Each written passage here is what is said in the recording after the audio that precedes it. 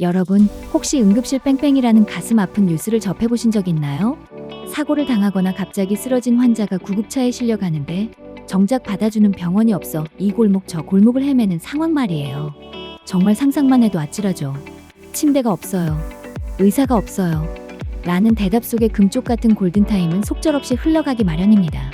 드디어 정부가 이 해묵은 문제를 해결하기 위해 팔을 걷어붙였습니다. 보건복지부와 소방청이 손을 잡고 응급환자 이송체계 혁신 시범사업을 시작한다는 소식인데요.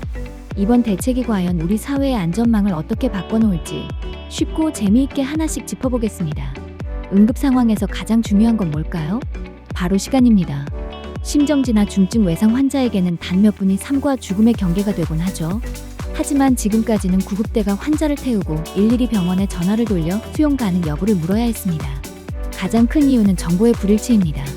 구급대는 어디가 비어있는지 모르고 병원은 밀려드는 환자의 정신이 없죠. 그러다 보니 최중증 환자가 치료를 제때 받지 못하고 길 위에서 시간을 허비하는 안타까운 상황이 발생해 왔던 겁니다. 이번 사업의 골자는 아주 명확합니다. 중증 환자는 더 빠르게, 구급대원은 더 전문적으로 라는 거죠. 크게 두 가지 방향으로 진행됩니다. 심정지나 중증 외상처럼 1분 1초가 급한 환자들을 위해 의료기관을 미리 딱 정해두기로 했습니다. 환자가 발생하면 빈자리 있나요? 라고 묻는 대신 사전에 약속된 병원으로 즉시 이송하는 시스템이죠. 마치 고속도로의 하이패스처럼 응급실 입구에서 지체되는 시간을 제로로 만들겠다는 의지입니다. 그동안 119 구급대원분들은 슈퍼맨이어야 했습니다. 환자 처치도 해야 하고 운전도 해야 하는데 전화기를 붙들고 병원 섭외까지 해야 했으니까요. 이번 시범사업은 이런 과도한 업무 부담을 줄여주는 데 집중합니다. 이번 대책에서 가장 눈에 띄는 대목은 바로 응급의료 광역상황실의 역할 변화입니다. 이전까지 광역상황실은 A병원에서 B병원으로 옮겨야 하는데 도와주세요. 같은 전원 업무 위주였어요. 이제는 역할이 완전히 바뀝니다. 환자가 발생한 시점부터 어느 병원으로 갈지 결정하고 이송 문의까지 광역상황실이 책임지는 컨트롤타워가 되는 것이죠. 상황실에는 의학적 지식이 풍부한 전문가들이 상주합니다.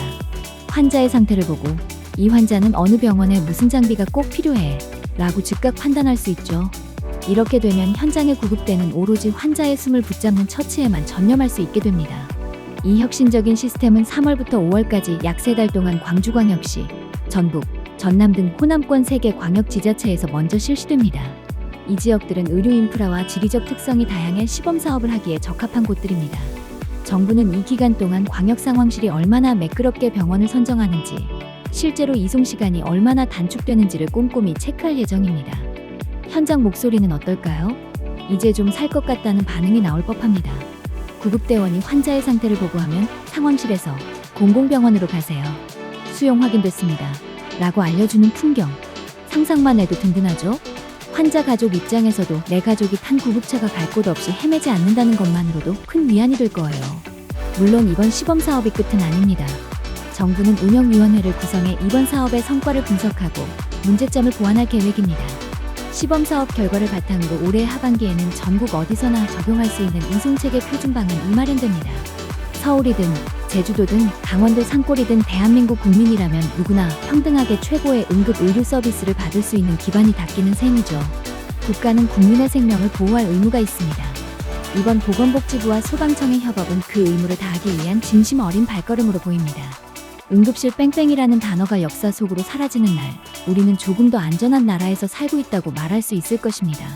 이번 시범사업이 성공적으로 마무리되어 전국의 모든 응급 환자들이 골든타임을 지킬 수 있기를 간절히 바라봅니다.